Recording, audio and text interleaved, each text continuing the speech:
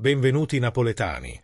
Lascia il tuo mi piace al video e iscriviti al canale per rimanere sempre aggiornati sulle ultime notizie da Napoli. Forza Napoli sempre!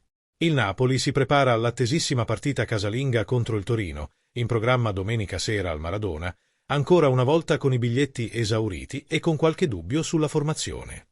Martedì non ci sono state buone notizie su David Neres. L'esterno brasiliano, che ha riportato una lesione al soleo della gamba sinistra, potrebbe saltare buona parte del tratto finale del campionato. In difesa, con Juan Jesus che ha concluso anzitempo la sua stagione, Conte non sa ancora se potrà contare sull'apporto di Buongiorno nella sfida contro i Granata. L'ipotesi di un cambio di formazione, con Raspadori sempre più sulla rampa di lancio, non è un'ipotesi assurda. Il CT italiano potrebbe optare per un 4-4-2 oppure per un 4-4-1-1, schierando l'attaccante della nazionale accanto a Lukaku, oppure alle spalle del belga, e spostando qualche metro più avanti MC Tominay, che svolgerebbe il ruolo di centrocampista sinistro almeno quando non è in possesso di palla. Con lo stesso schieramento, e per non perdere gli inserimenti centrali dello scozzese, si potrebbe anche decidere di spostare Anguissa a destra, lasciando fuori Politano e inserendo Spinazzola a sinistra.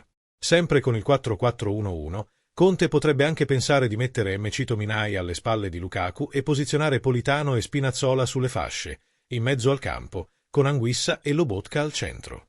Non è da escludere un ritorno al 3-5-2, con Raspadori al fianco di Lukaku, anche se al momento sembra un'ipotesi più remota. In questo caso verrebbe scelto il trio difensivo.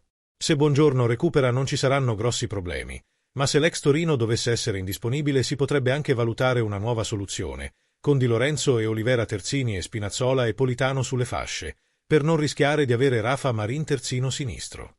Qual è la tua opinione, tifoso del Napoli? È una buona squadra per la partita contro il Torino? Voglio sapere la tua opinione nei commenti. Lascia un mi piace al video e iscriviti al canale. Forza Napoli sempre!